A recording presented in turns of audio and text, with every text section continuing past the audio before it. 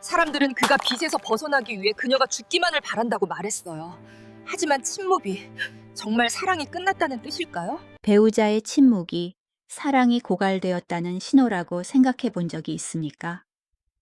서울 마포 언덕 아래 낡은 아파트 단지에서 사람들은 이정순 할머니를 세상에서 가장 불행한 여자라고 말합니다.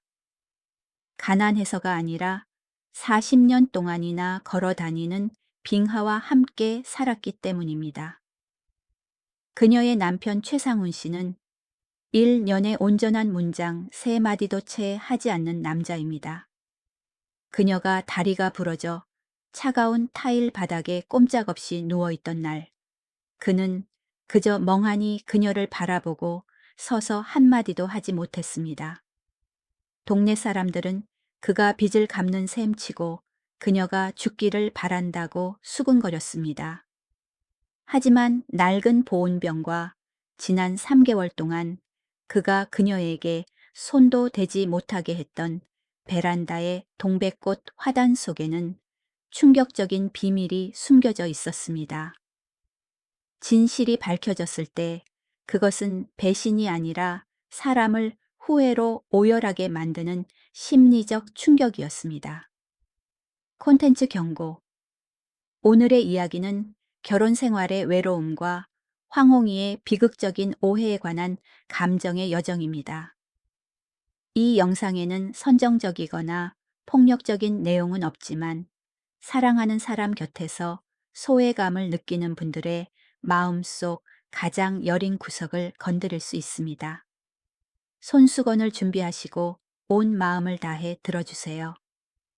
밤의 이야기.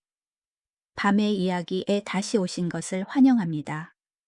오늘 우리는 벙어리 남편과 겨울 동백꽃이라는 이야기 속으로 들어가 보겠습니다. 11월 말의 마포구. 낡은 아파트 단지는 우울한 회색빛에 잠겨 있었습니다. 한강에서 불어오는 바람이 골목 구석구석을 들이닥치고 녹슨 창틀 사이로 파고들어 마치 시간의 통곡 소리 같은 긴 울음소리를 냈습니다. 90년대에 급하게 지어진 연립주택들은 노란 페인트 칠이 벗겨져 큰 조각으로 떨어져 나갔고 현대적인 서울의 넌사인이 반짝이는 고층 빌딩 옆에 초라하게 웅크리고 있었습니다. 그것들은 마치 발전의 흐름에서 밀려나 잊혀진 채 추위에 떨고 있는 버려진 노인들 같았습니다. 올해 68이 된 이정순 할머니는 베란다 유리문 틀에 기대어 검버섯이 핀 마른 손으로 무의식적으로 어깨가 다른 자주색 스웨터를 단단히 여몄습니다. 유리창의 냉기가 살갗으로 스며들었지만 그녀는 추위를 느끼지 못하는 듯했습니다. 아니, 정확히 말하면 그녀 마음속의 추위가 바깥 날씨보다 더 마비될 정도로 차가웠기 때문일 것입니다. 세월의 잔주름이 깊게 패인 그녀의 눈은 좁은 베란다 밖을 뚫어지게 바라보고 있었습니다. 그곳에는 그녀가 보물처럼 아끼던 동백꽃 화분들이 처참한 모습으로 놓여 있었습니다. 한때 윤기 나던 초록 잎사귀들은 이제 말라 비틀어지고 시들어 절망적으로 구조를 요청하는 팔처럼 축 늘어져 있었습니다. 그녀는 가슴을 짓누르는 무거운 한숨을 내쉬었습니다. 환절기마다 찾아오는 무릎 관절통이 그녀를 괴롭힌 지 3개월. 그녀는 더 이상 베란다로 나가 꽃들을 돌보거나 다듬을 수 없었습니다. 서리에 검게 변해버린 채 피지도 못한 꽃봉고리들을 보며 그녀의 가슴은 알 수 없는 쓰라림으로 조여왔습니다. 하지만 죽어가는 식물들보다 그녀를 더 가슴 아프게 한 것은 이 집에서 함께 사는 남자의 잔인할 정도의 무관심이었습니다. 72세인 남편 최상훈 씨, 40년 넘게 남편이라 불러온 그 남자는 그가 쓸데없는 것이라 부르는 그것들에 절대 손을 대지 않았습니다. 그에게 화초는 자리를 차지하는 쓰레기일 뿐이었고 그녀의 병에 대한 하소연 역시 그의 고요함을 방해하는 소음일 뿐이었습니다. 최상훈 씨는 전직 건설 노동자로 한국 재건 시기 어지러운 공사 현장에 철근 콘크리트 먼지 속에서 단련된 남자였습니다. 그의 평생은 퉁명스러운 명령 귀를 찢는 드릴 소리, 그리고 먼지 투성이의 급한 식사와 연결되어 있었습니다. 은퇴 후 작업복은 벗었지만 그 무뚝뚝하고 거칠며 딱딱한 성격은 그대로 집으로 가져왔습니다. 그는 이 50제곱미터의 아파트에 마치 바위처럼 거대하지만 침묵하는 그림자처럼 존재했습니다. 그는 소리 없이 조용히 움직였지만 그의 침묵은 좁은 생활 공간을 짓누르는 보이지 않는 압력을 만들어내어 집안 공기를 항상 숨 막힐 정도로 뻑뻑하고 답답하게 만들었습니다. 그날 아침도 그들의 삶에서 지나간 수천 번의 아침과 똑같이 시작되었습니다.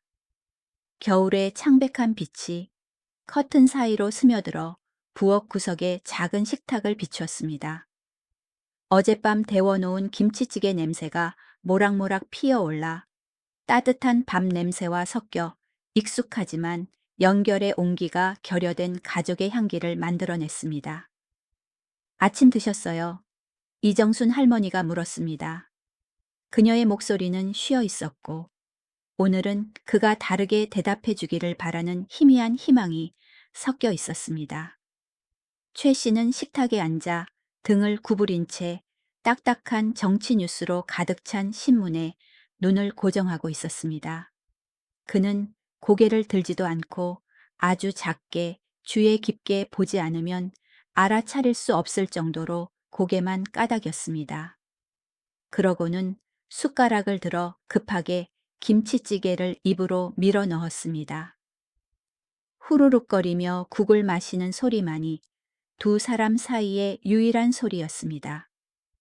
그녀가 그의 입맛에 맞게 새벽부터 간을 다시 맞췄음에도 불구하고 맛있다는 칭찬 한마디 없었습니다.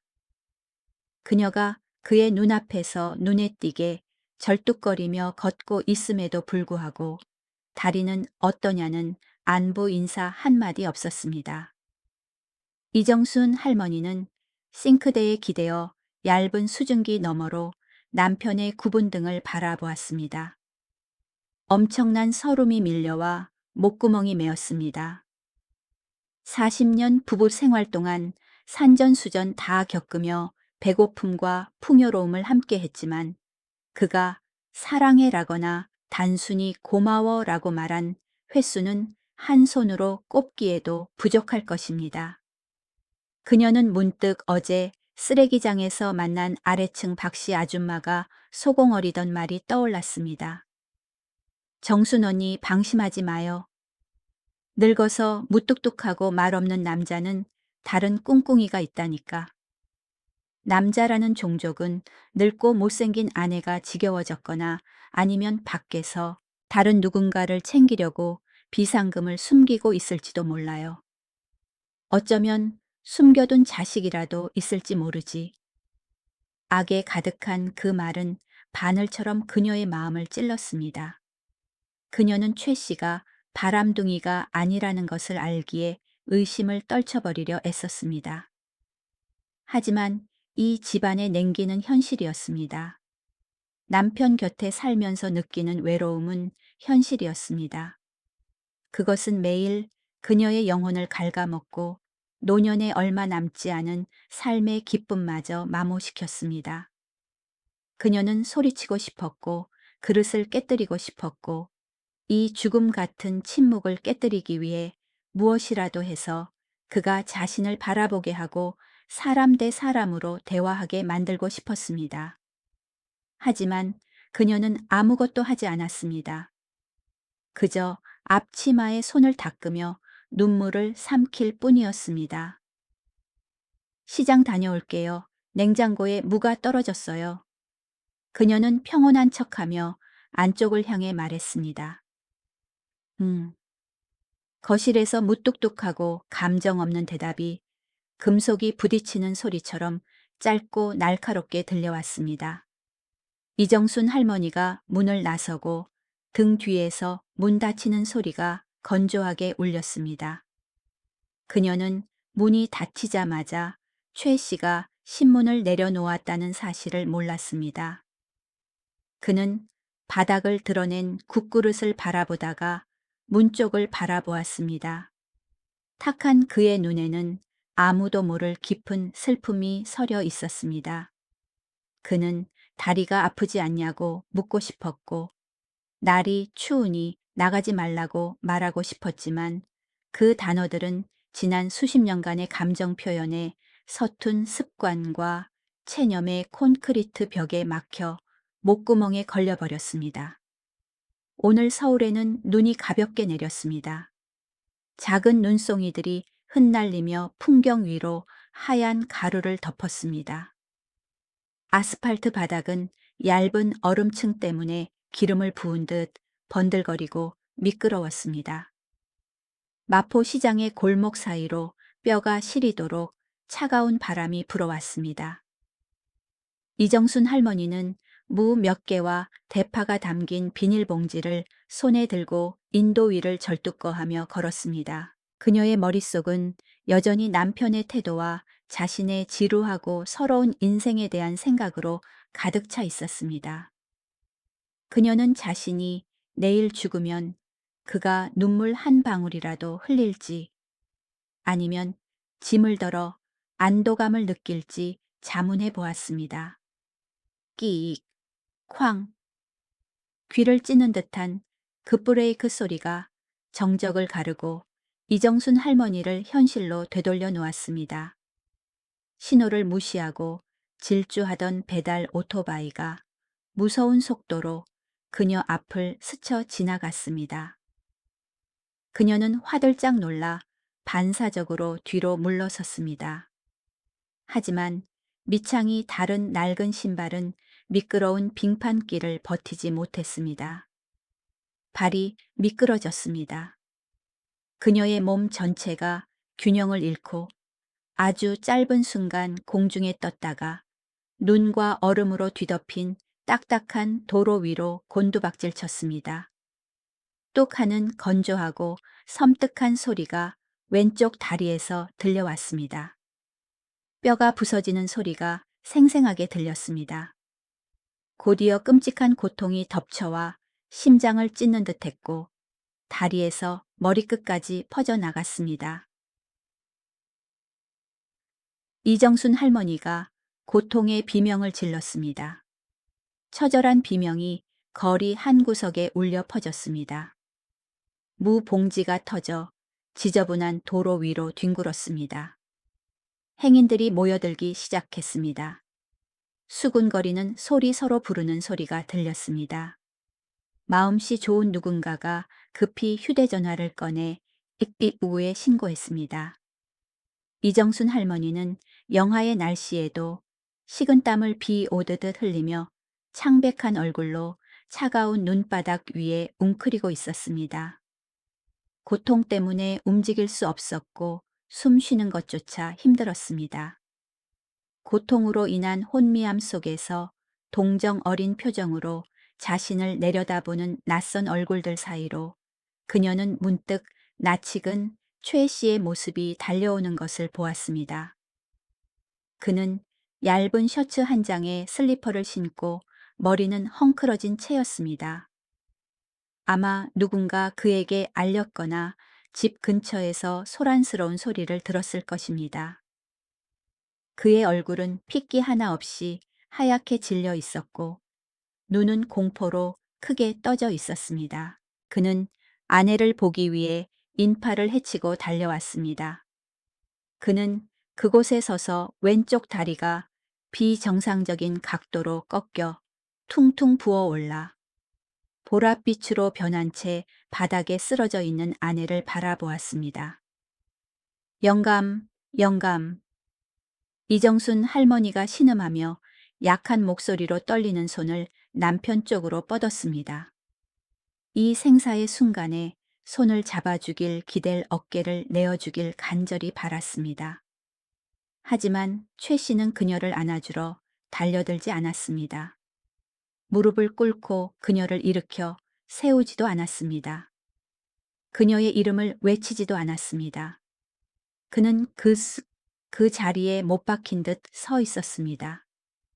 두 손은 주먹을 꽉 쥐고 허리춤에서 덜덜 떨고 있었습니다. 입술은 달싹거리고 경련을 일으켰지만 어떤 소리도 나오지 않았습니다. 그의 눈빛은 멍해져 초점을 잃었고 아내의 꺾인 다리 상처를 뚫어지게 바라보고 있었지만 마치 그 너머에 아주 멀고 무서운 곳을 보고 있는 듯 했습니다. 근처에 서 있던 이웃 주민이 참다 못해 분노에 차 소리쳤습니다. 최 씨, 뭐 하는 거예요? 왜 목석처럼 멍하니 서 있어요? 부인이 다리가 부러졌잖아요. 일으켜 쓰든가. 뭐라고 말이라도 좀 해요. 세상에 어떻게 남편이란 사람이 이렇게 무심할 수가 있어. 비난하는 소리. 주변의 수군거림이 점점 커졌습니다. 빚 갚는 셈 치고 죽어버리길 바라는 게 분명해. 요즘 남자들 참 매정하네. 저것 봐. 아내 몸에 손도 대기 싫은가 봐. 그는 여전히 눈 내리는 하늘 아래 돌부처처럼 꼼짝도 하지 않고 서 있었습니다. 그의 부동 자세는 사람들을 분노하고 혐오하게 만들었습니다. 그들은 그가 무정한 사람이라고 생각했습니다. 그들은 그가 이 짐덩어리를 구할지 말지 망설이고 있다고 생각했습니다. 하지만 아무도 몰랐습니다. 지금 최 씨의 머릿속에서 몰아치고 있는 폭풍우를 볼 수 있는 사람은 아무도 없었습니다. 아내가 널브러져 있고 다리가 꺾이고 무릎의 찰과상에서 피가 흐르는 것을 본 순간 어두운 과거의 원초적인 공포가 되살아나 그의 목을 조였습니다. 이정순 할머니의 모습 위로 옛날 성수대교 건설 현장에서의 동료 모습이 겹쳐졌습니다. 그날 아끼던 후배 동료도 그의 눈앞에서 그렇게 쓰러졌습니다. 콘크리트 덩어리 아래 다리가 으깨지고 차가운 흙바닥 위로 피가 흥건했습니다. 그 해에도 그는 이렇게 얼어붙어 충격과 무력감으로 마비된 채 사람을 구해야 한다고 이성이 비명을 질러도 꼼짝할 수 없었습니다. 그것은 외상 후 스트레스 장애 PTSD에 의한 동결 반응이었지만 그는 병원에 가본 적도 아내를 포함한 누구에게도 말한 적이 없었습니다. 그는 아내를 안으러 달려가 나 여기 있어 라고 말하고 싶었지만 몸이 그를 배신했습니다. 피와 사고의 참상 앞에서 완전히 무너져 내리는 것을 막기 위해 신경계가 자동으로 연결을 끊어버린 것입니다. 그는 자신의 몸 안에 갇혀 기억의 죄수가 되었습니다. 하지만 이정순 할머니는 그 사실을 몰랐습니다. 남편의 머릿속에서 벌어지고 있는 잔혹한 내면의 전쟁을 알 길이 없었습니다. 기절할 듯한 고통 속에서 흐릿한 눈물 너머로 어둠이 덮치기 전 마지막으로 본 것은 40년을 함께한 남편이 마치 남처럼 무심한 행인처럼 차갑게 자신을 내려다보고 있는 모습이었습니다. 그 순간 그녀의 심장은 욱신거리는 다리와 함께 두 조각으로 갈라져 날카로운 파편이 되어 가슴에 박히는 듯 했습니다. 그녀는 눈을 감았고 뜨거운 눈물 한 방울이 뺨을 타고 흘러내리며 사랑과 인생에 대한 극심한 절망을 가져왔습니다. 진동하는 소독약 냄새가 코를 찌르며 이정순 할머니를 악몽 같은 혼미함 속에서 깨웠습니다. 눈을 뜨자 대학병원 병실의 새하얀 천장이 흐릿하게 보였습니다. 하반신에서 올라오는 통증에 그녀는 낮은 신음을 흘렸습니다. 의사는 대퇴골의 심각한 골절이라고 했습니다. 노인에게는 무서운 부상이며 깁스를 하고 최소 2주간 꼼짝없이 누워 있어야 하고 그 후에는 고통스럽고 긴 재활 치료 과정이 필요하다고 했습니다. 하지만 그 육체적 고통은 지금 그녀의 영혼을 감싸고 있는 냉기에 비하면 아무것도 아닌 듯 했습니다. 345 병실은 6인실이었습니다. 좁은 공간이었지만 환자 가족들의 웃음소리와 안부 묻는 소리로 시끌벅적했습니다. 옆 침대에는 그녀 또래의 할머니가 딸과 사위에게 둘러싸여 있었습니다. 딸은 사과를 깎으며 안타까워했습니다. 엄마, 많이 아파. 내가 눈 오는 날엔 나가지 말라고 했잖아. 사위는 베개를 조심스럽게 고쳐주며 따뜻한 전복죽을 한 숟가락씩 떠먹여 주었습니다. 그 광경은 눈이 부실 정도로 따뜻했습니다. 이정순 할머니는 차가운 흰 벽으로 고개를 돌려 한숨을 삼키고 이불을 끌어올려 얼굴 반을 가린 채 눈가에 맺힌 서러움의 눈물을 감추었습니다. 비교는 언제나 잔인합니다. 특히 고독의 밑바닥에 누워있는 사람에게는 더욱 그렇습니다. 병실 문이 살며시 열렸습니다. 최상훈 씨가 들어왔습니다. 그는 낡은 회색 옷을 입고 손에는 구겨진 검은 비닐봉지를 들고 있었습니다. 그의 걸음걸이는 여전히 무뚝뚝했고 등은 온갖 근심을 짊어진 듯 구부정했습니다. 그는 아무에게도 인사하지 않고 묵묵히 플라스틱 의자를 끌어다 침대 옆에 놓고 털썩 앉았습니다. 노부부 주변의 공기는 순식간에 숨 막히는 침묵에 잠겼고 옆 침대의 즐거운 소음과 완전히 단절되었습니다. 그는 그녀의 손을 잡지 않았습니다. 이마를 짚어보지도 않았습니다. 그는 그저 거친 두 손을 깍지 낀 채 무릎 위에 올려놓고 앉아 있을 뿐이었습니다. 난 괜찮아요. 이정순 할머니가 먼저 입을 열었습니다. 목소리는 차갑고 잠겨 있었으며 눈은 벽에 벗겨진 페인트 자국에 고정한 채 절대 그를 쳐다보지 않았습니다. 그 무표정한 얼굴을 보면 억울함의 울음을 터뜨릴까봐 두려웠기 때문입니다. 최 씨는 기계적으로 고개를 끄덕였습니다. 그는 검은 비닐봉지에서 병원 로비 편의점에서 급히 산 두유 한 팩과 단팥빵 하나를 꺼내 침대 머리맡 스테인리스 탁자 위에 올려놓았습니다. 탁자에 팩이 닿는 소리가 건조하게 울렸습니다. 그것이 그가 그녀에게 주는 보살핌의 전부였습니다. 온기가 없는 임시 방편의 식사. 지난 수년 동안 그가 이 결혼 생활을 대했던 방식과 똑같았습니다. 그러고는 다시 앉아 그녀의 하얀 깁스한 다리를 뚫어지게 바라보았습니다. 마치 아내의 고통이 아니라 공사장의 균열을 연구하는 듯 했습니다. 시간은 링거의 방울처럼 느리게 흘렀습니다. 5분, 10분, 그리고 30분. 그의 침묵은 바위처럼 이정순 할머니의 가슴을 짓눌렀습니다. 그녀는 단지 의례적인 질문이라도 기다렸습니다. 많이 아파. 뭐 먹고 싶은 거 없어. 하지만 아니었습니다. 그는 여전히 침묵했습니다.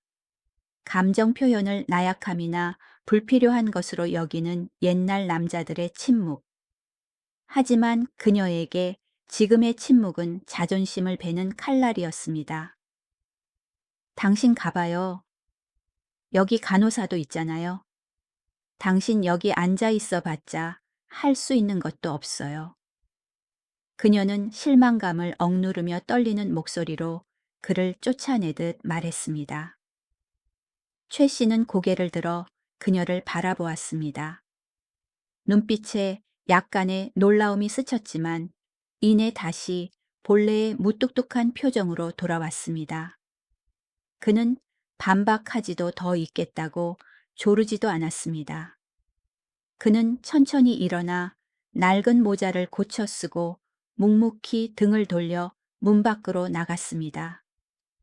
그의 뒷모습이 나무문 뒤로 사라지고 이정순 할머니는 다른 사람들의 가족애로 가득 찬 방에 홀로 남겨졌습니다. 발소리가 완전히 멀어지자 이정순 할머니는 비로소 울음을 터뜨렸습니다. 뜨거운 눈물이 쏟아져 베개를 적셨습니다. 그녀는 소리 죽여 울었고 어깨가 들썩였습니다. 안부 묻는 말 한마디가 그렇게 아까워요. 최 씨, 내가 당신 아내긴 해요.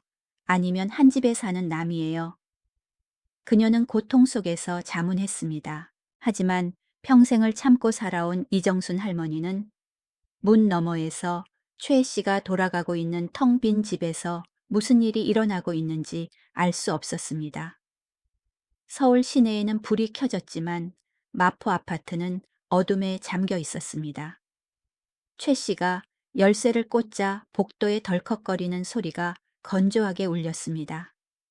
문이 열리고 그를 맞이한 것은 따뜻한 국 냄새도 그릇 부딪히는 소리도 아내의 익숙한 잔소리도 아니었습니다. 그를 맞이한 것은 광활하고 무서울 정도로 차가운 침묵뿐이었습니다. 최 씨는 불을 켜지 않았습니다. 그는 오늘 아침 밥상이 그대로 남아있는 식탁 앞에 앉았습니다. 김치찌개에는 기름막이 껴불고 차갑게 식어 있었습니다. 밥은 말라버렸습니다.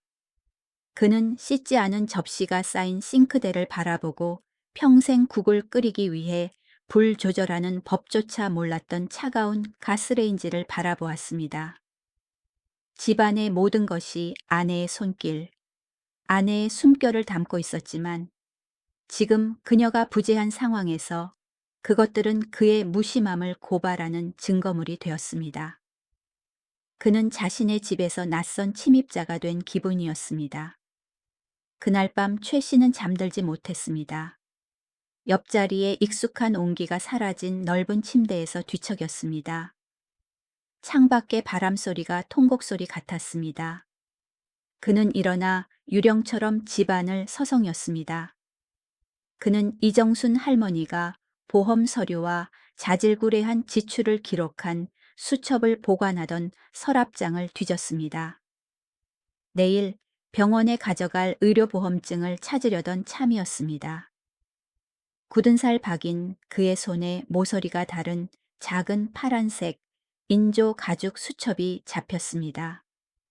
그는 거실의 노란 불빛 아래 호기심에 수첩을 펼쳤습니다. 그것은 가계부가 아니었습니다. 그것은 그녀가 그에게 차마 말하지 못한 마음을 털어놓은 잡동사니 일기장이었습니다.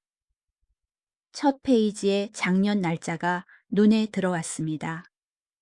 떨리고 삐뚤빼뚤하지만 감정이 담긴 그녀의 글씨체였습니다.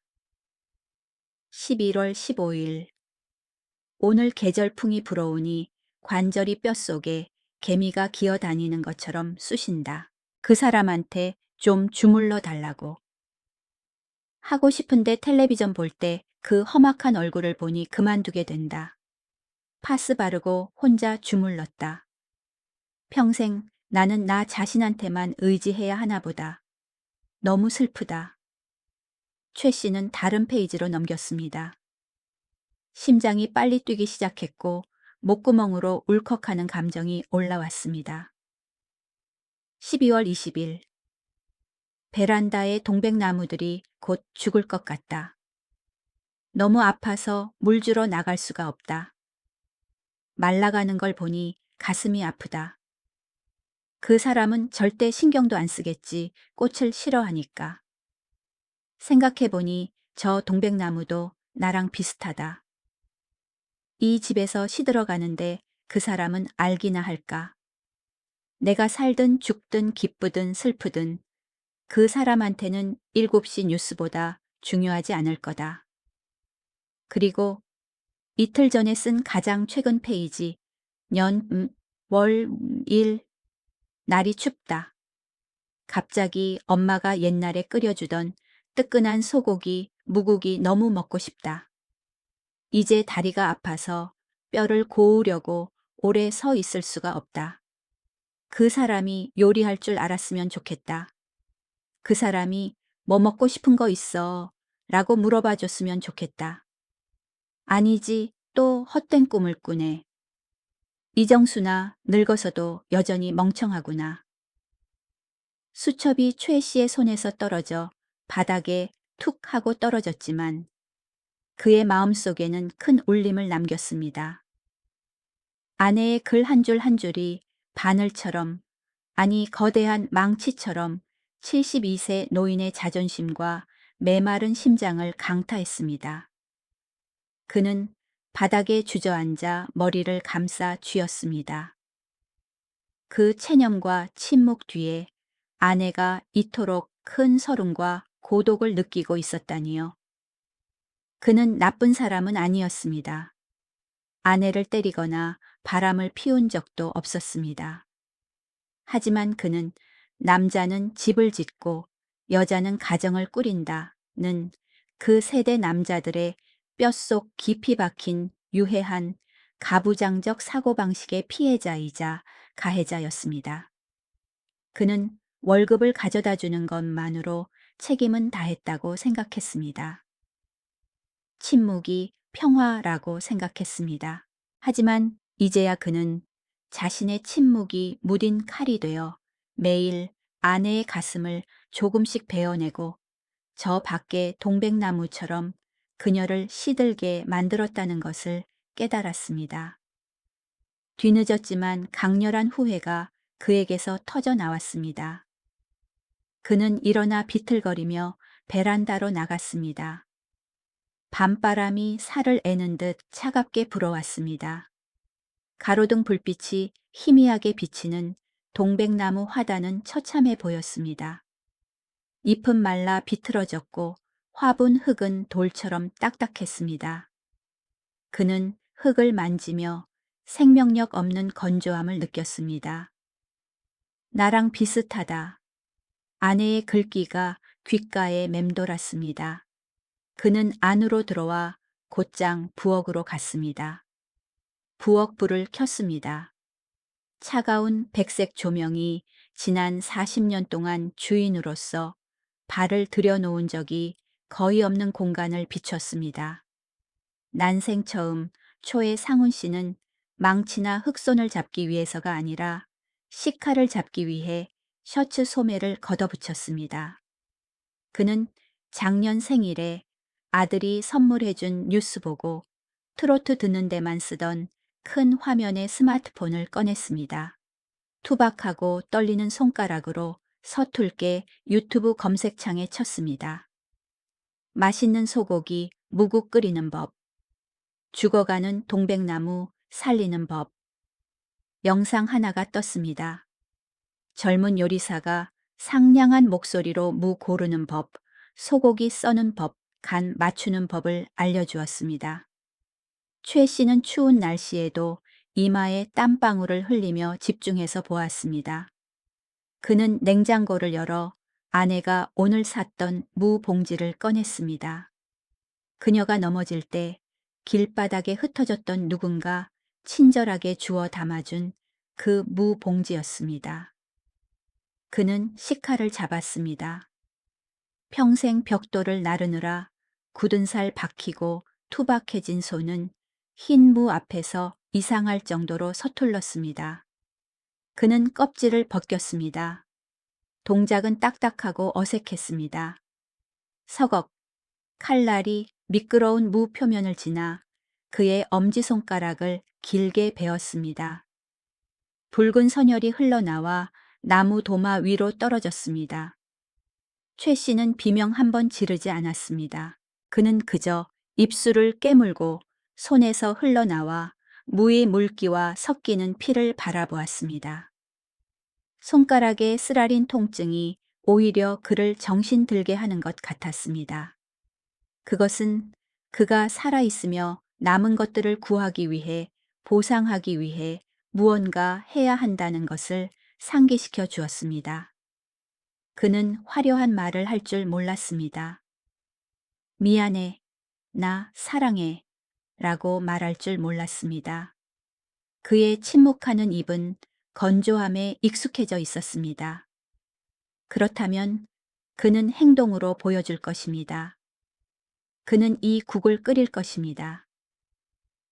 인생 첫 소고기, 무국무심한 남편에 뒤늦었지만 가장 진심 어린 사죄가 담긴 국을요. 그는 피가 나는 손가락에 급히 휴지를 감아 꽉 조이고 다시 칼을 잡았습니다. 새벽 2시에 고요한 부엌에서 덜그럭거리는 칼질 소리와 국 끓는 소리가 어우러져 차가운 잿더미 속에서 다시 피어나는 깨달음과 사랑의 기묘한 합주곡을 만들어냈습니다. 서울의 겨울 아침은 잿빛 한강을 뒤덮은 짙은 안개 속에서 늦게 시작되었습니다. 시계가 아침 7시를 가리키자 최상훈 씨는 마포 아파트 단지 앞 버스 정류장에 나와 있었습니다. 평생 흑송과 망치만 잡던 남자의 손에는 낡은 천으로 꼼꼼히 싼 보온병이 소중하게 들려 있었습니다. 보온병의 온기가 천을 통해 그의 굳은 살 박인 손바닥으로 전해졌지만 늙은 가슴 속에서 요동치는 긴장감을 떨쳐내기엔 역부족이었습니다. 그는 대기 의자에 웅크리고 앉아 손을 잡고 웃으며 지나가는 젊은 부부들을 바라보았습니다. 씁쓸함과 후회가 섞인 감정이 마음속으로 스며들었습니다. 40년 전 그도 저렇게 이정순 씨의 손을 잡아줄 줄 알았다면, 저렇게 안부를 물어줄 줄 알았다면 지금 죄인처럼 고해성사하러 가는 기분으로 여기 앉아있지 않아도 됐을 텐데 말입니다. 160번 버스는 그를 사람들로 꽉 찬 대학병원으로 데려다 주었습니다. 특유의 소독약 냄새가 코를 찔러 그는 얼굴을 찌푸렸습니다. 그는 긴 복도를 걸었고 고무 밑창 소리가 머뭇거리는 리듬으로 울렸습니다. 산서문 앞에 도착한 그는 멈춰서서 깊게 심호흡을 하고 마치 시험장에 들어가는 아이처럼 셔츠 깃을 단정하게 고쳤습니다. 그는 두려웠습니다. 아내의 차가운 눈빛이 두려웠고 거절당할까봐 두려웠으며 무엇보다 자신의 서툴미 또다시 모든 걸 망칠까봐 두려웠습니다. 병실한 이정순 할머니는 일찍 깨어 있었습니다. 그녀는 베개에 등을 기대고 앉아 첫눈을 맞고 있는 앙상한 나뭇가지들이 있는 창밖을 멍하니 바라보고 있었습니다. 병원 아침 식사가 나왔습니다. 밍밍한 흰 죽과 차게 식은 공장제 반찬 몇 가지였지만 그녀는 숟가락을 들 생각조차 하지 않았습니다. 약 때문이 아니라 어제부터 남아있는 서러움 때문에 입이 썼습니다. 달칵. 문 열리는 소리가 그녀의 생각 흐름을 끊었습니다. 최 씨가 들어왔습니다. 여전히 무뚝뚝한 모습 표정 없는 얼굴이었지만 오늘 그의 손에는 보온병이 들려 있었습니다. 그는 말없이 침대로 다가와 보온병을 이동식 식탁 위에 올려놓았습니다. 이정순 할머니는 그를 곁눈질로 쳐다보았습니다. 탐색과 놀라움이 섞인 눈빛이었습니다. 어제처럼 돌아가라고 하려던 참에 보온병 뚜껑 사이로 새어나오는 냄새에 멈칫했습니다. 편의점 음식 냄새가 아니었습니다. 그것은 가슴 저리도록 익숙한 냄새, 참기름 냄새, 푹 익은 무 냄새, 그리고 고소한 소고기 냄새였습니다. 먹어, 최 씨가 말했습니다. 목소리는 쉬어 있었고 명령하듯 짧았지만 자세히 들어보면 숨길 수 없는 떨림이 섞여 있었습니다. 그가 보온병 뚜껑을 열자 김이 모락모락 피어오르며 소고기, 무국의 향기가 퍼졌습니다. 이정순 할머니는 멍해졌습니다. 그녀는 국그릇을 들여다보았습니다. 국물은 그녀가 끓이던 것처럼 맑지 않고 약간 탁했습니다. 무 조각들은 큼직하고 찌그러져 있었으며 두께가 제각각이었습니다. 소고기 역시 투박하고 거칠게 썰려 있었습니다. 대파는 길쭉길쭉하게 썰려 있었습니다. 딱 봐도 칼을 잡아본 적 없는 사람의 작품이었습니다. 당신 어디서 샀길래 이렇게 못나게 썰어놨어? 그녀가 물었습니다. 마음속으로는 이미 상상도 못할 답을 어렴풋이 짐작하고 있었지만 목소리가 메어왔습니다. 최 씨는 대답하지 않았습니다. 그는 고개를 돌려 창밖을 보는 척하며 그녀의 눈을 피했습니다. 식기 전에 먹어. 말이 많아. 그는 외투 주머니에 두 손을 깊숙이 찔러 넣으며 웅얼거렸습니다. 이정순 할머니는 숟가락을 들었습니다. 손이 떨렸습니다. 국물을 한 숟가락 떠서 입으로 가져갔습니다. 짠맛이 미각을 강타했습니다. 아마 소금을 너무 많이 넣었나 봅니다. 하지만 그 짠맛 뒤로 무의 단맛, 소고기의 고소함, 그리고 무엇보다 위장 깊숙이 퍼지는 따뜻함이 지난 이틀간의 차가운 고독을 몰아냈습니다. 그녀는 무 조각을 씹었습니다. 완전히 부드럽지 않고 안은 약간 설익었습니다. 하지만 지금 이정순 할머니에게 이것은 세상에서 가장 맛있는 국이었습니다. 왜냐하면 그녀는 이 재앙 같은 국 한 그릇을 위해 가부장적이고 메마른 남편이 부엌에서 어떻게 사투를 벌였을지 알기 때문입니다. 그녀는 먹으면서 조용히 눈물을 흘렸고 눈물은 짠 국물에 섞여 들어갔습니다. 왜 그래 맛이 없어? 최 씨는 그녀가 우는 것을 보고 당황해서 돌아봤습니다. 주름진 늙은 얼굴에 당혹감이 역력했습니다. 너무 맛없으면 버려. 내가 매점에 가서 죽 사올게. 그가 국그릇을 뺏으려 했습니다. 아니요. 이정순 할머니는 국그릇을 꽉 잡고 고개를 저었습니다. 눈물이 뺨을 타고 흘러내렸습니다. 짜긴 한데 먹을만 해요. 최 씨는 안도의 한숨을 내쉬며 의자에 털썩 앉았습니다. 그때 이정순 할머니는 그의 오른손을 보게 되었습니다. 크고 굳은 살 박인 엄지손가락에 하얀 밴드가 감겨 있었고 검붉은 핏자국이 천 위로 희미하게 배어나와 있었습니다. 그녀의 가슴이 조여왔습니다. 그녀는 숟가락을 놓고 손을 뻗어 남편의 거친 손을 잡았습니다. 수년 만에 처음으로 그녀가 먼저 그에게 손을 댔습니다. 손이 왜 이래요? 그녀가 떨리는 목소리로 물었습니다. 최 씨는 감전된 듯 손을 확 빼서 등 뒤로 숨겼습니다. 별거 아냐. 무 깎다가. 칼이 무뎌서 살짝 미끄러졌어. 사소한 상처야. 사소한 상처라고 그는 가볍게 말했지만 부엌길이 서툰 그에게 그것은 분명 전쟁이었을 것입니다. 그녀는 그의 눈을 깊이 들여다보았습니다. 항상 감정을 회피하던 탁한 눈동자가 진심 어린 사과의 빛으로 반짝였습니다. 그녀는 문득 깨달았습니다. 이 남자가 자신을 사랑하지 않는 게 아니라는 것을요. 단지 사회적 편견과 남자의 체면이라는 딱딱한 껍질 속에 너무 오래 갇혀 사랑하는 법을 잊어버렸을 뿐이었습니다. 그는 달콤한 말을 할 줄 몰라 그저 자신의 피와 서툴무로 끓인 짠 국을 사과 대신 내민 것입니다. 당신. 그녀는 목이 메었습니다. 내 일기 봤지.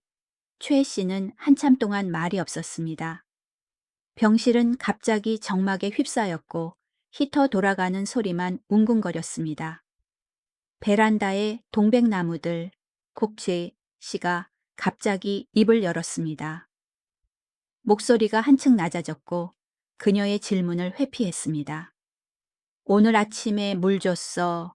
인터넷 찾아보니까 겨울엔 물을 조금만 주되 촉촉하게 유지하라더군. 그래서 내가 잎이 영양제도 사왔어. 아마 죽진 않을 거야.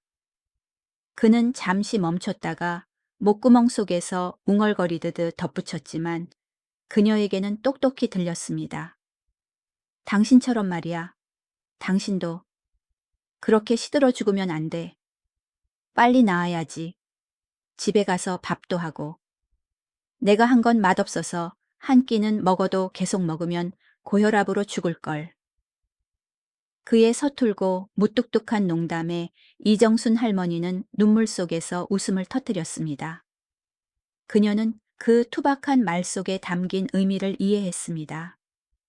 동백나무가 죽지 않았다는 건 우리 사랑이 아직 죽지 않았다는 뜻이고, 물을 줬다는 건 이제부터 당신에게 관심을 갖겠다는 뜻이며, 빨리 나오라는 건 당신이 필요하다는 뜻이었습니다. 이정순 할머니는 눈물을 닦고 남편을 보며 미소 지었습니다. 지난 수십 년 동안 그가 본 것 중 가장 환한 미소였습니다. 그래요, 나 건강해질게요. 하지만 그때까진 국을 좀 싱겁게 끓이는 연습하세요. 이렇게 짜면 내 신장이 못 버텨요. 최 씨는 여자친구에게 처음 용서받은 어린 소년처럼 얼굴을 붉히며 머리를 긁적였습니다. 그는 고개를 끄덕였습니다. 알았어. 다음엔 눈대중 말고 숟가락으로 잴게. 창밖에는 눈이 더 굵게 내리며 서울 전체를 하얗게 덮기 시작했습니다. 하지만 좁은 병실 안에는 봄이 일찍 찾아온 듯 했습니다. 드라마처럼 사랑해 라는 닭살 돋는 말도 열정적인 포옹도 없었지만 짠 국 한 그릇과 붕대감은 손가락 그리고 끊어졌던 세월을 잇는 조용한 이해만이 있었습니다. 이정순 할머니는 남편의 뒤늦은 진심을 삼키듯 국을 한 숟가락씩 바닥까지 싹 비웠습니다. 그녀는 깨달았습니다. 황혼의 행복은 때로 요란하거나 완벽할 필요가 없다는 것을요. 그저 곁에 있어 주는 것, 서로를 위해 조금이라도 변하려고 노력하는 것. 비록 그것이 작고 서툴지라도 말입니다. 그리고 마포의 침묵의 벽은 오늘 소고기 무국 한 그릇의 온기에 무너져 내렸습니다. 대학병원에서 무거운 일주일이 흘러갔습니다. 시간은 소독약 냄새와 인공호흡기의 웅궁거리는 소리 속에 응축된 듯 했습니다. 이중창 밖 서울의 하늘은 낡은 담요처럼 잿빛으로 도시를 짓누르며 한강 위로 쏟아질 폭설을 예고하고 있었습니다. 3, 4호 병실 이정순 할머니 침대 주변의 공기는 세상과 단절된 듯 했습니다. 하루하루가 지날수록 최상훈 씨의 존재는 다른 가족들처럼 따뜻함을 주기는커녕 오히려 보이지 않는 압력을 만들어 모두를 숨 막히게 했습니다. 그는 고장난 알람 시계처럼 정확한 시간에 나타나 무뚝뚝한 얼굴로 앉아 허공이나 천천히 떨어지는 링거액 병만 뚫어지게 바라보았습니다. 같은 방 환자들과 가족들은 며칠 지켜보더니 수군거리기 시작했습니다. 최 씨가 문 밖으로 나가자마자 아줌마들의 속삭임이 들렸습니다. 저 할머니 남편 참 이상하네. 입원한 아내 보러 와서 얼굴은 빛받으러 온 사람처럼 험악하고 안부 한마디 제대로 묻는 꼴을 못 봤어. 자식들이 억지로 보내서 왔겠지. 딱 보면 알잖아 아내한테 정 떨어진 거. 정순 할머니 불쌍해서 어쩌나 늙어서 병원에 누워 맘도 편치 않겠어. 이정순 할머니는 그 말을 다 들었습니다. 그녀는 벽 쪽으로 돌아 누워 자는 척했지만 짠 눈물이 조용히 속으로 흘러내렸습니다. 그녀는 그들이 수다스럽다고 탓하지 않았습니다. 그녀 자신도 남편과의 만리 같은 거리감을 느끼고 있었기 때문입니다. 그녀는 서러웠습니다. 그가 부러진 다리나 자신의 고통을 걱정해서가 아니라 의무감 때문에 이웃들 보기 부끄러워서 온다고 생각했습니다. 하지만 오늘은 이상한 날이었습니다. 면회 시간이 30분이 지났는데도 최 씨의 익숙한 모습이 보이지 않았습니다. 이정순 할머니는 초조한 마음으로 벽시계를 힐끔거렸습니다. 밖에는 눈이 펑펑 쏟아지고 바람이 유리창을 때렸습니다. 그녀는 걱정되었습니다. 혹시 그도 나처럼 미끄러져 넘어진 건 아닐까? 아니면 너무 지겨워서 나를 버린 걸까? 병실 문이 갑자기 열렸습니다. 최 씨가 들어오며 밖에 차가운 냉기를 몰고 들어왔습니다. 낡은 남색 패딩 점퍼, 어깨 위에는 아직 녹지 않은 하얀 눈송이들이 헝클어진 희끗희끗한 머리카락 위에 묻어 있었습니다.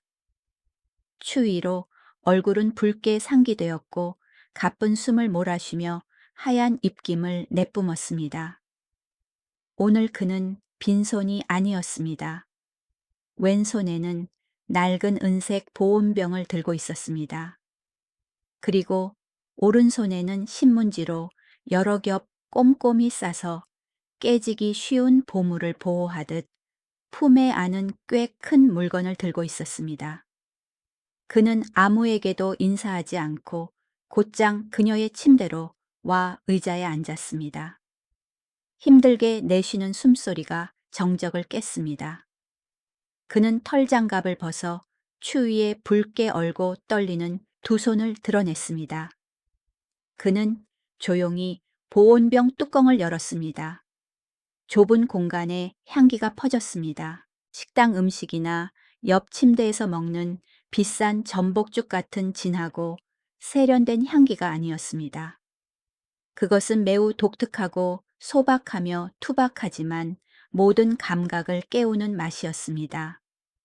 푹 끓인 무 냄새, 소갈비 냄새, 그리고 양념을 좀 과하게 넣은 듯한 냄새였습니다. 서툴지만 진심이 가득 담긴 냄새였습니다. 그는 작은 그릇을 꺼내 보온병에서 국을 한 숟가락씩 조심스럽게 옮겨 담았습니다. 흘릴까봐 어설픈 동작이었습니다. 그는 김이 모락모락 나는 국그릇을 이동식 식탁에 올려놓고 그녀 쪽으로 살짝 밀며 여전히 지독하게 과묵한 습관대로 턱짓으로 신호했습니다. 식기 전에 먹어. 이정순 할머니는 눈을 동그랗게 뜨고 국과 남편을 번갈아 보았습니다. 당신 어느 가게에서 샀어? 웬일로 갈비탕을 다 샀어? 최 씨는 대답하지 않았습니다. 그는 고개를 가볍게 저은 뒤 자신의 가슴을 손가락으로 가리켰습니다. 내가 했다는 뜻이었습니다. 그녀는 반신반의하며 숟가락을 들어 맛을 보았습니다. 국물이 혀끝에 닿자마자 멈칫했습니다. 평소보다 국물은 좀 싱거웠고 갈비는 푹 익지 않아 여전히 질겼습니다. 무 조각들은 처참하게 깎여 있어 어떤 건 주먹만큼 크고 어떤 건 종깃장처럼 얇고 삐뚤빼뚤했습니다. 분명 서울의 어떤 식당도 이런 못생긴 국을 팔지는 않을 것입니다. 하지만 이정순 할머니의 눈에 갑자기 눈물이 고여 앞에 국그릇을 흐릿하게 만들었습니다. 이것은 그녀가 지난 40년 동안 그에게 끓여주던 맛이었습니다. 그는 그것을 흉내 내려고 노력했습니다. 그는 낯선 부엌에서 아내의 맛을 재현하려고 애썼습니다. 그녀는 무릎 위에 놓인 그의 손을 내려다 보았습니다. 방금 털장갑 속에 감춰져 있던 손이었습니다. 지금 병원의 형광등 불빛 아래 그녀는 그 투박한 손가락들에 밴드가 덕지덕지 감겨 있는 것을 똑똑히 보았습니다. 새 것도 있고 색이 바랜 헌 것도 있었습니다. 날카로운 칼에 베인 상처 뜨거운 물이나 냄비에 데워 붉게 부어오른 물집 자국들. 그녀는 울먹이며 설익은 무 조각을 삼켰습니다. 목구멍이 썼지만 약 때문이 아니라 격한 감동이 밀려왔기 때문입니다. 지난 며칠간 그의 미스터리한 실종과 피곤함은 이 국 한 그릇을 위해 부엌에서 사투를 벌였기 때문이었던 것입니다. 그녀는 말없이 먹었고 숟가락이 그릇에 부딪히는 달그락 소리만이 두 노부부를 연결해주는 유일한 소리였습니다. 그녀가 국물 한 방울 남기지 않고 다 먹자 최 씨는 천천히 신문지로 싼 물건을 끌어당겼습니다. 그는 한 겹씩 종이를 벗겨내기 시작했습니다. 신문지 부스럭거리는 소리가 병실 전체의 이목을 끌었습니다. 옆 침대 이웃들이 호기심에 고개를 내밀고 이 까칠한 남편이 도대체 뭘 가져왔나 쳐다보았습니다. 마지막 종이가 바닥으로 떨어졌습니다. 병실 전체에서 동시에 탄성이 터져 나왔습니다. 그것은 보석도 새 옷도 돈도 아니었습니다. 그것은 아주 작고 낡은 톡이 화분에 심긴 동백나무였습니다. 그녀가 베란다에 두고 비바람을 맞히던 그 화분이었습니다. 하지만 모든 사람을 숨죽이게 만든 기적은 살를 애는 듯한 12월의 혹독한 겨울 한가운데 앙상한 회색 가지 위에서 붉은 꽃 한 송이가 피어나고 있다는 것이었습니다. 붉은 동백꽃, 노란 꽃술이 자랑스럽게 솟아올라 병원의 새하얀 배경 속에서 작은 불꽃처럼 빛나고 있었습니다. 비현실적으로 아름답고 가슴 아플 정도로 아름다웠습니다. 이게 이정순 할머니는 말을 더듬으며 믿을 수 없다는 듯 부드러운 꽃잎에 손을 댔습니다.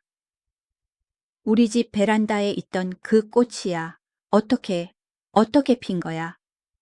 최 씨는 화분을 침대 머리맡 서랍장 위에 조심스럽게 올려놓았습니다. 그녀가 눈을 뜰 때마다 가장 잘 볼 수 있는 곳이었습니다. 그는 말없이 가슴 주머니에서 작은 종이 한 장을 꺼냈습니다. 급하게 찢어낸 낡은 달력 뒷면의 하얀 종이에 파란 볼펜으로 빽빽하게 글씨가 쓰여 있었습니다. 늙은 미장이의 글씨는 떨리고 삐뚤빼뚤했으며 손에 땀이나 눈에 젖어 번진 곳도 많았습니다. 그는 종이를 아내 손에 쥐어주고는 딴청을 피우며 눈 내리는 창밖을 보는 척했습니다. 이정순 할머니는 떨리는 눈으로 한 글자 한 글자 읽어 내려갔습니다. 바람막이로 베란다를 비닐로 다 막았다. 새 흙을 사서 갈아줬다. 밤새 난로를 켜줬다. 살았다. 꽃이 피었다. 봐라, 풀포기도 살려고 애쓰는데.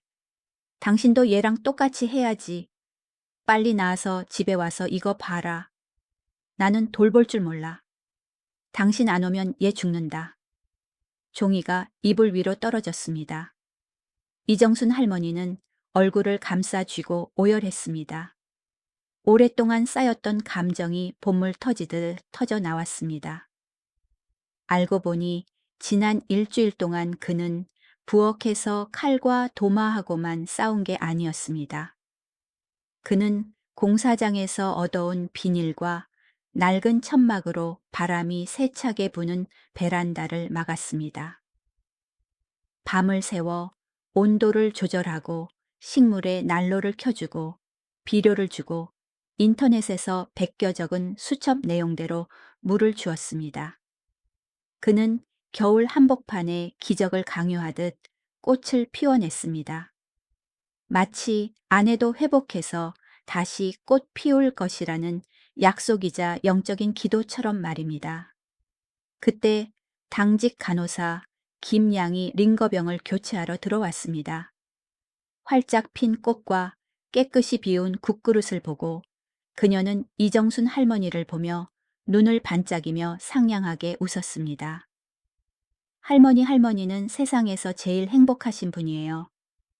할아버지가 할머니를 엄청 사랑하시는데 부끄러워서 자꾸 숨기시네요. 이정순 할머니가 어리둥절해하자 간호사는 최 씨가 민망한 듯 손살에 치는 것도 아랑곳하지 않고 말을 이었습니다. 어제 할아버지가 한밤중에 간호사 데스크로 몰래 오셔서 속삭이셨어요. 간호사 양반 노인이 대퇴골이 부러지면 뼈 붙는데 뭐가 좋아? 뭐 가려 먹어야 해? 그러고는 주머니에서 작은 수첩을 꺼내시는데 갈비탕이며 장어죽이며 요리법이 빽빽하게 적혀 있더라고요. 글씨는 엉망이고 맞춤법도 다 틀렸지만 하나하나 꼼꼼하게 적으셨어요. 제가 여기서 10년 일했지만 이렇게 사소한 것까지 챙기는 남편분은 처음 봐요. 간호사의 말은 무심하다고 생각했던 남편의 모습을 완성하는 마지막 퍼즐 조각이었습니다. 마음속의 모든 오해와 서러움이 씻은 듯이 사라지고 따뜻함만이 온몸으로 퍼져나갔습니다.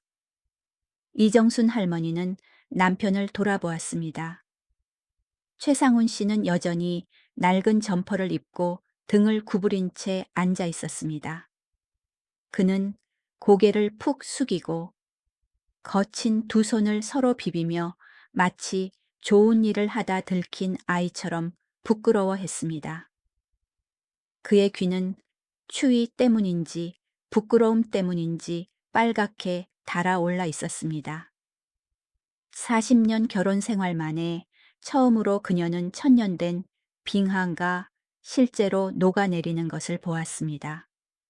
그것은 뜨거운 태양 때문이 아니라 늦었지만 깊은 후회와 사랑의 불꽃에 녹아내린 것이었습니다. 그녀는 링거 자국이 가득한 마른 손을 뻗어 상처투성이인 남편의 손을 잡았습니다. 그녀는 익숙한 거친 감촉을 느끼며 손을 꽉 쥐었습니다. 영감. 그녀의 목소리는 잠겼지만 애정이 가득했습니다. 갈비탕, 다음엔 소금 좀 덜 넣어. 너무 짜. 최 씨가 고개를 들어 아내의 눈을 바라보았습니다. 늙은 남자의 탁한 눈동자 깊은 곳에서 처음으로 안도의 미소가 번졌습니다. 그래, 알았어. 말 맞네. 밖에는 여전히 마포 하늘을 뒤덮을 듯은 눈이 내리고 있었지만 이 작은 병실 안에는 붉은 동백꽃 가지 위로 그리고 두 늙은 반려자의 가슴 속으로 봄이 일찍 찾아왔습니다. 그리고 그들은 아무리 늦었더라도 서로를 향해 고개를 돌릴 수만 있다면 사랑은 겨울 동백꽃처럼 꿋꿋하고 찬란하게 다시 싹을 틔울 방법이 있다는 것을 알았습니다. 병원에서의 14일은 세기처럼 느리게 흘러갔습니다.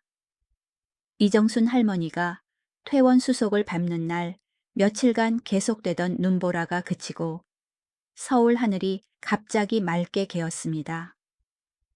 겨울 햇살은 약하지만 투명하게 은행나무 앙상한 가지 사이를 뚫고 내려와 금가루처럼 땅 위를 반짝였습니다. 큰아들이 전화를 걸어 차를 가지고 어머니를 모시러 오겠다고 성화를 부렸습니다. 하지만 최상훈 씨는 딱 잘라 거절했습니다. 아들에게 월급 깎이게 휴가 내지 말고 출근하라고 자신이 알아서 하겠다고 했습니다. 그의 고집에 자식들도 두 손 두 발 다 들었습니다.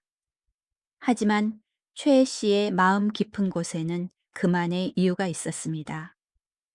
그는 속죄하는 마음으로 다시 시작하는 의식처럼 직접 그녀를 데려오고 싶었습니다.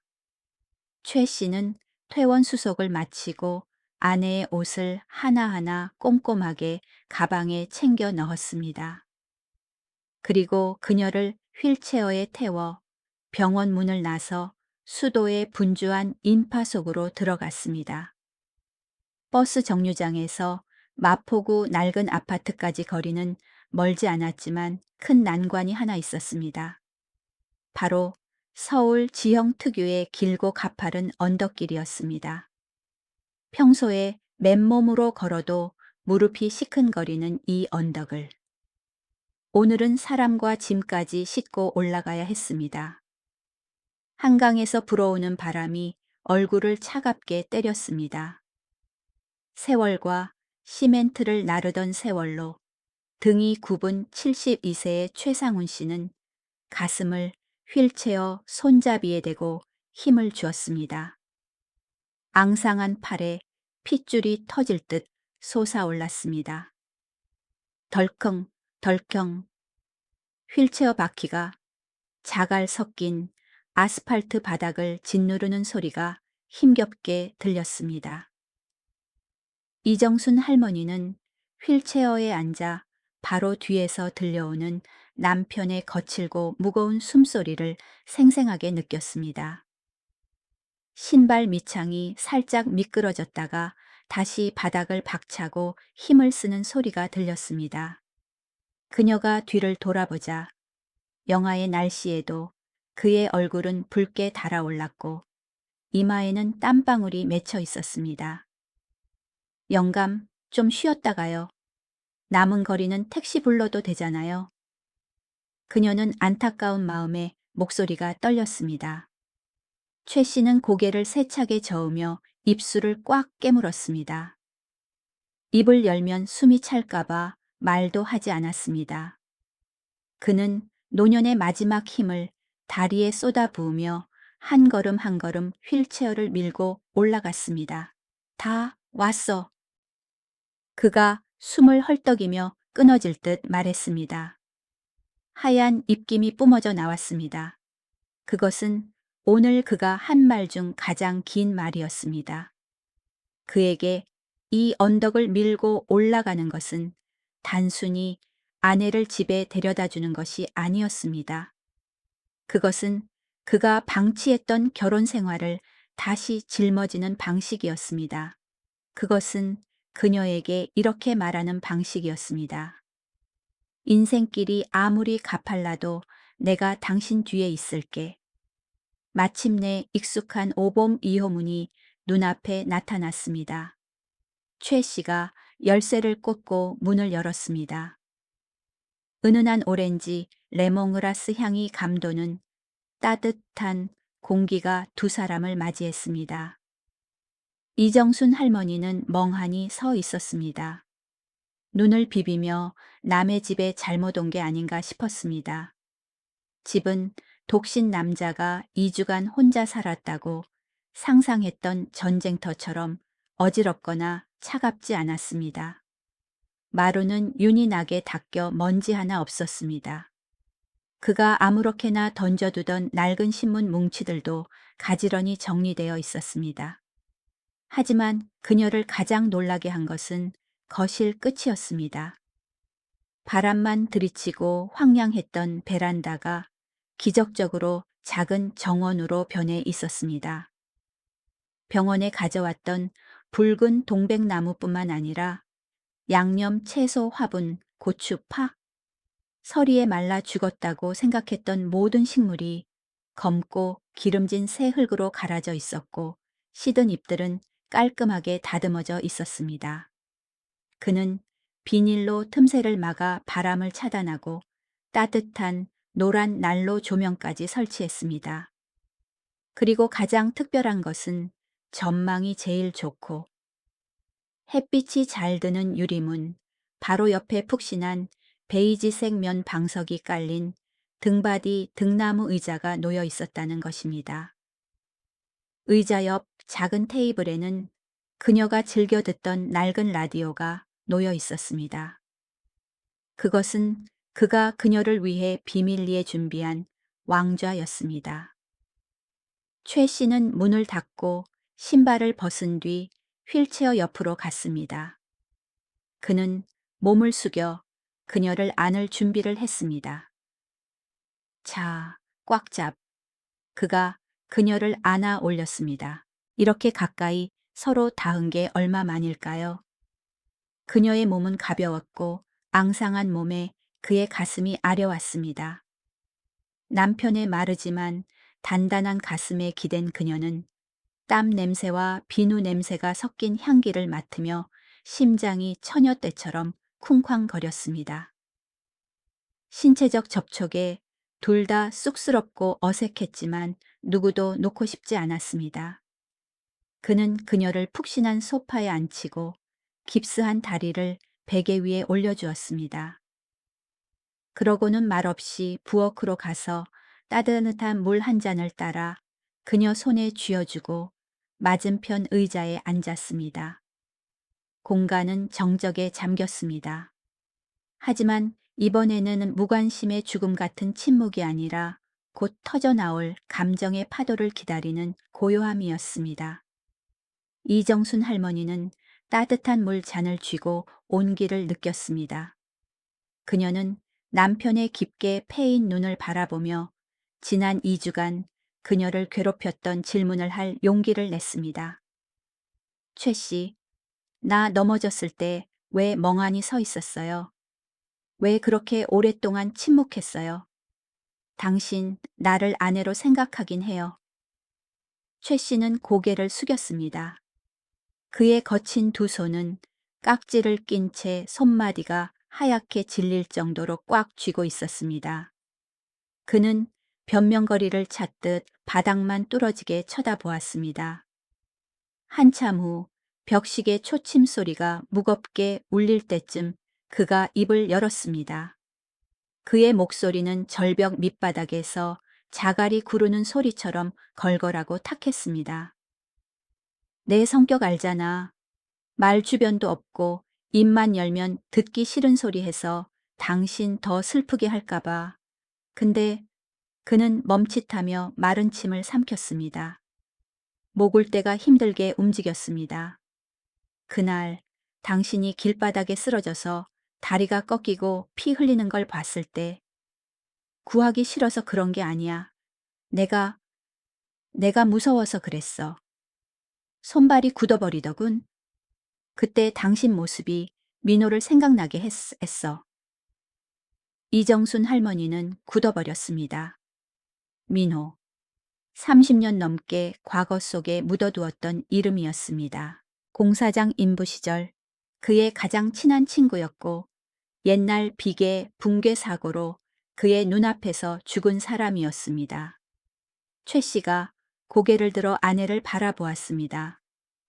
메말라 있던 늙은 눈은 붉게 충혈되어 눈물이 그렁그렁했습니다. 그 해의 민호 녀석도 그렇게 쓰러졌어. 피도 그렇게 흘렸고 난 바로 옆에 서 있었는데 아무것도 못했어. 무력했지. 평생 그 무력감에 시달렸어. 당신 누워있는 거 보니까. 또 한 사람 잃는구나 싶었어. 그 녀석처럼 당신도 날 떠날까봐 무서웠어. 그는 손으로 눈물을 훔쳤고 어깨가 들썩였습니다. 가장의 단단한 껍질이 부서지고 두려움과 나약함이라는 상처투성이 영혼이 드러났습니다. 난 영화처럼 달콤한 말 할 줄 몰라. 선물 살 줄도 모르고. 하지만 정수나 그는 떨리지만 진심 어린 눈으로 그녀를 똑바로 쳐다보았습니다. 당신 없는 며칠 동안 알았어. 당신이 해준 밥이 내가 한 것보다 100배는 맛있다는 거. 이 집에 당신이 없으니까. 집이 아니더라. 그냥 차가운 콘크리트 덩어리일 뿐이지. 이정순 할머니는 울음을 터뜨렸습니다. 손에 든 물잔이 출렁거렸습니다. 주름진 뺨을 타고 눈물이 흘러 옷자락으로 떨어졌습니다. 그것은 낭만적인 사랑해라는 말은 아니었습니다. 그것은 인생의 끝자락을 걷고 있는 한 남자의 서툴고 투박하고 적나라 하지만 가장 진실한 고백이었습니다. 평생 콘크리트와 함께 살아온 그에게 아내를 영혼으로 콘크리트 덩어리를 집으로 만드는 옹기로 비유한 것은 최고의 사랑 고백이었습니다. 알고 보니 황혼의 사랑은 요란할 필요가 없었습니다. 비싼 장미 꽃다발이나 촛불 켜진 저녁 식사에 있는 것이 아니었습니다. 황혼의 사랑은 서툴게 끓인 짠 무국이고 밴드 붙인 손가락이며 추운 겨울 따뜻하게 감싸준 동백꽃이고 운명의 가파른 언덕길에서 휠체어를 밀며 거친 숨을 몰아쉬는 조용한 존재였습니다. 이정순 할머니는 손을 뻗어 남편의 떨리는 굳은 살 박인 손을 잡았습니다. 사포처럼 거칠었지만 한없이 따뜻했습니다. 영감. 그녀는 울다가 웃으며 목맨 소리로 말했습니다. 당신 말이 맞아요. 당신 국 진짜 맛없어. 짜기만 하고. 최 씨가 고개를 들어 아내의 눈물 젖은 미소를 보았습니다. 그의 고생스러운 얼굴이 펴지고 입가의 수줍은 미소가 희미하게 번졌습니다. 알았어. 다음엔 소금 더 넣을게. 아니 덜 넣을게. 두 사람은 함께 웃음을 터뜨렸습니다. 늙었지만 행복하고 맑은 웃음소리가 작은 방에 울려 퍼지며 겨울의 냉기와 과거의 우울함을 몰아냈습니다. 베란다 밖 붉은 동백꽃이 찬바람에 흔들리며 자랑스럽게 자태를 뽐냈습니다. 마포의 겨울은 여전히 길고 춥겠지만 50제곱미터의 작은 아파트에는 예정보다 일찍 봄이 찾아왔습니다. 이해와 용서 그리고 깊은 부부애의 봄이었습니다. 청취자 여러분, 옛말에 자식은 키워봐야 남이고 늙으면 부부밖에 없다는 말이 있지요. 황혼의 사랑은 더 이상 불타오르는 열정이나 굳은 맹세가 아니라 다리가 아프고 눈이 침침해질 때 서로 깊이 이해하고 의지하는 것입니다.